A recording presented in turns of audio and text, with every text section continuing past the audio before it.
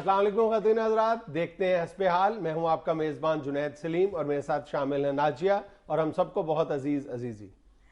आज हस्बे हाल में शामिल है लम्हा फिक्रिया, अजीजी एल्बम, तू तू मैं और खबरों पर तबसरा। मगर सबसे पहले गपशप करेंगे ओबामा के दौरा हिंदुस्तान पर। यार खूब दौरे पे क्या भाई, वो तो मुझे ऐसे लग रहा है कि 400-500 अमरीकी उधर शिफ्ट हो गया। इतना सामान साथ ले गए, इतना बंदोबस्त, होए होए होए होए होए। इतना तो पाकिस्तान में डेंगू वायरस का बंदोबस्त नहीं हो रहा जितना ओबामा का उधर हो रहा है। इतना इंतजाम। मैं तो ये सोच रहा हूँ अगर पाकिस्तान में आ जाता तो हमें तो एक आधा शहर बेच के उसका इंतजाम करना पड़ना था। इसीलिए तो आया नहीं पाकिस्तान और टरखा दिया उसने जरदारी साहब को। पाकिस्तान क्यों नहीं आया जी, इधर गुड़ की गचक नहीं मिलती।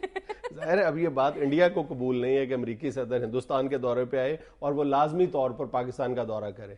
रीसेंट हिस्ट्री उठा के देख लो, जब भी अमेरिकी सदर इंडिया के दौरे पे आया है तो वो पाकिस्तान जरूर आया है।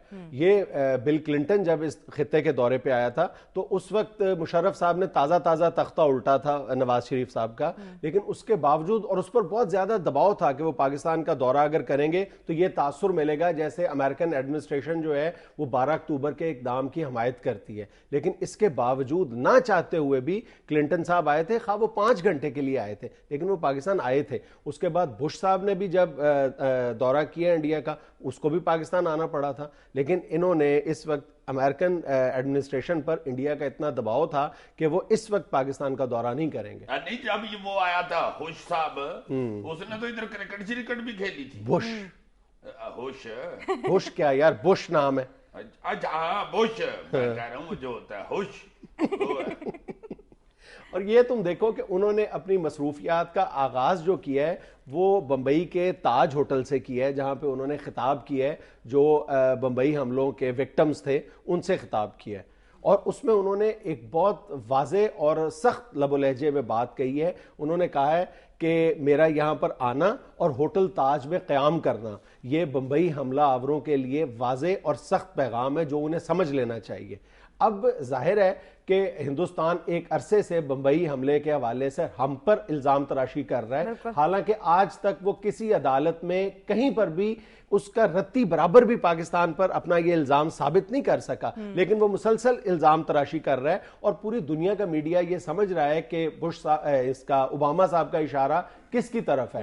लेकिन उसके बावजूद वो वाजे तौर पर बात तो नहीं की, लेकिन जो इंटरनेशनल न्यूज एजेंसी रॉयटर है उसने खुलकर लिखा है कि ओबामा का इशारा वाजे तौर पर पाकिस्तान की तरफ था। नहीं तो इस खड़कने सदर ने बड़ा, इसका कब्बों के हेडमास्टर जैसा मुंह है। इसने ये बंबई हमलों के तो विक्टिम बुला लिए हैं, ये जो कश्मीर में विक्टिम को ये कदा इसको नहीं टक्करता कि उसका भी बुला ले, उनको भी पूछ ले कि आपके साथ साल हर साल से क्या हो रही है। लाखों शोधा के वारसों में से किसी एक दो को ही बुला लेते।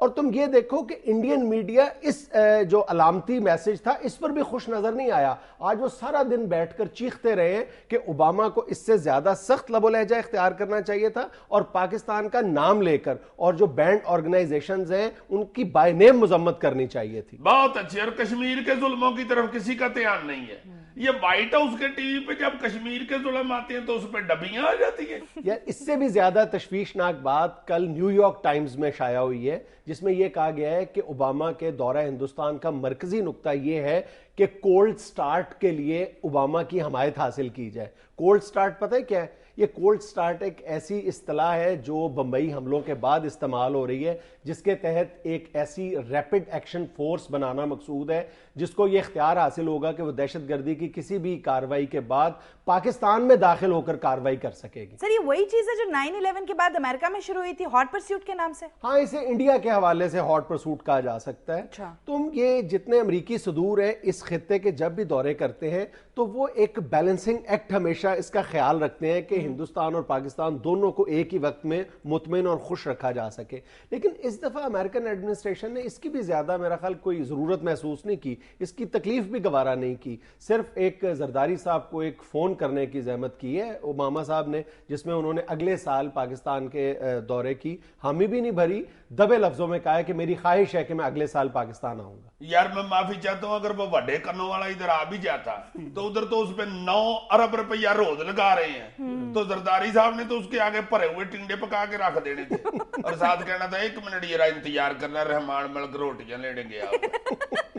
और तुमने उसके सिक्योरिटी के इंतजाम देखे, हाय हाय हाय हाय हाय, कुछ 14-15 जहाज उसके अमेरिकन उसको स्क्वाड हवा में कर रहे हैं, बिल्कुल ऐसे ही है। और नीचे उतर के देखो तुमको 450 बंदा है, साथ उसके वो रोटी चेक करने वाले बंदे भी आए हुए हैं, होटल में लेबॉर्टरियां बन गई हैं, साथ को 30 को कुत्ते लेके आया हुआ है, फिजा में भी उसकी हिफाजत की जा रही है। फिर जमीन पर लैंड करने के बाद सारे रास्ते बंद हैं, और सबसे बड़ी और दिलचस्प बात यह है कि बहरी नाकाबंदी भी कर दी गई है। यानी भारत को अपने कच्छू कुम्मों और मगरमच्छों पे भी इतबार नहीं है और बंदरों पर भी एतबार नहीं है। जिस रास्ते से उन्होंने गांधी म्यूजियम जाना था, उस रास्ते में जितने नारियल के दरख्त थे, उन नारियल तोड़ लिए गए हैं कि यहां पर अगर नारियल होंगे तो बंदर आएंगे, तो बंदर भी किसी तकरीबकारी का वो मुजाहरा कर सकते हैं। तकरीबकारी नहीं, खुशी का मुजाहरा कर सकते थे बंदर, नारियल नूरियल तोड़ के ओबामा को कह सकते थे तायाब खाएं।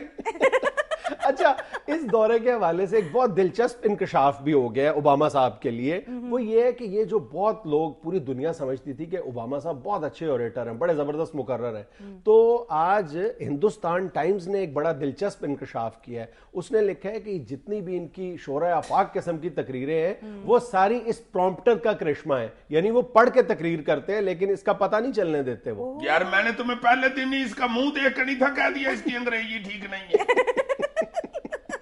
मैं तो ये सोच रहा हूँ कि 30 कुत्ते साथ ले आया, न्योले और बिल्लियां भी ले आता, तो होटल में से चूहे भी निकल सकते हैं। कॉमनवेल्थ में सांप निकल आए थे, इसकी कॉन्फ्रेंस में भी सांप निकल आए। वैसे यार कुत्ते ये साथ लेके आया, बांदर उधर बहुत है, बकरा हम भेज देते हैं। नई दिल्ली के लाल किले के बाहर इनको मदारी करके ही दिखा दे, ए ओबामा आ गया, ए देखने वाले को दिखेगा ओबामा आ गया, ए बलैती गिद्दड़ सिंगी लेके आया है ओबामा, ए इधर देख, कपड़े का सांप 6 फुट ऊपर जाए 6 फुट नीचे आए, फिर मानोगे कि ओबामा आ गया। ए ओबामा के करतब देखने हैं तो इराक में देख, ओबामा के करतब देखने हैं तो अफगानिस्तान में देख, ए ओबामा गिद्दड़ सिंगी लेके आ गया, चल बकरे मत्था टेक के दिखा दे। ए हिंदुस्तानी यही ना समझे कि ओबामा सिर्फ लित्र मारता है, इनको बता ओबामा मत्था भी टेकता है। एक गिद्दड़ सिंगी लेके आ गया, ये ऐसी सिंगी है ये एक गिद्दड़ ने मुझे दी थी, ये ना समझना कि मेरे वाला साहब ने मुझे जहेज में दी थी। एक गिद्दड़ की गिद्दड़ सिंगी ओबामा लेके आया है।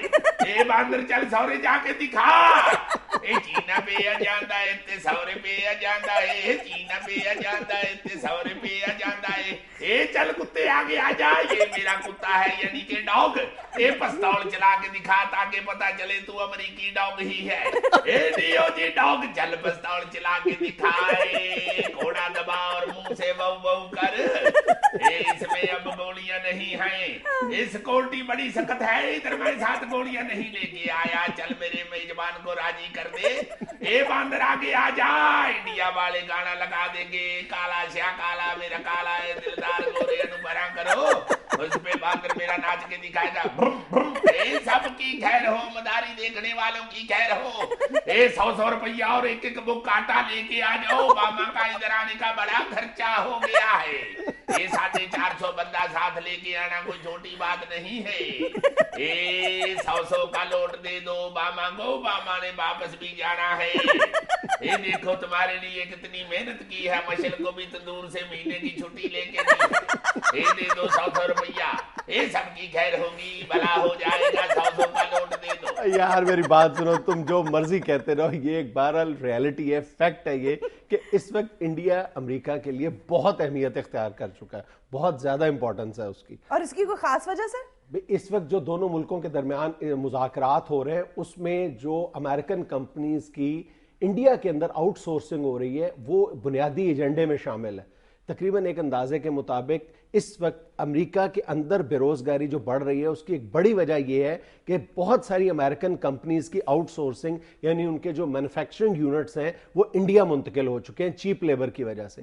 और एक अंदाजे के मुताबिक हिंदुस्तान के अंदर जो फॉरेन कंपनीज की आउटसोर्सिंग है, इसका जो टोटल वॉल्यूम है वो $150 बिलियन से ज्यादा हो चुका हुआ है। और ओबामा के लिए ये सूरत हाल भी बहुत तशवीश का बायस है। यही वजह है कि ओबामा ने जो कंपनीज इंडिया में इन्वेस्टमेंट कर रही हैं, अपने मैन्युफैक्चरिंग यूनिट्स वहां पे मुंतकिल कर रही हैं, उन कंपनीज के लिए जो टैक्स में छूट थी वो खत्म कर दी है। हाँ जी, दोनों तरफ कोई स्यापा पड़ा हुआ है तो तुम देखो तो सही ना, उसकी आनियां देखो और उनकी वसूल करनियां देखो ना। अरबों रुपया रोज लग रहा है यार, कुत्ते 5 स्टार होटलों में रह रहे हैं। इसी पर तो शायर ने शेर कहा था ना, लगता है कि भारत के अब दिन हो गए हैं पूरे, बंदे सोए फुटपाथ पे, होटल में रहे कतूरे। 9 अरब रुपया रोज यार, हाय हाय हाय हाय। को हाथी रोस्ट करके इसने रोज खाना है या शेर की सब्जी बना के तुमने इसको देनी है। ऊपर से मुझे तो लगता है कि जो इनका सिक्योरिटी काल है मैडम, जो इनकी फाइनल मीटिंग होनी है ना मनमोहन की और ओबामा की, जब मनमोहन ने उठने लगना है तो सिक्योरिटी वालों ने कहना है बैठो मनमोहन साहब, ये तो ओबामा की डमी है, असली ओबामा तो अभी अपने डॉग्स को फीड डाल रहा है, उसके बाद उनसे फीडबैक लेगा तो फिर आगे मीटिंग करेगा। दुनिया में लेनी है कमर्शियल ब्रेक, हमारे साथ होइएगा। मैंने तो सुना है बंबई में गाने वाले ओबामा भी बेच रहे हैं, जिनको ऐसे ऐसे करें तो वो ऊपर से डांस नहीं करते।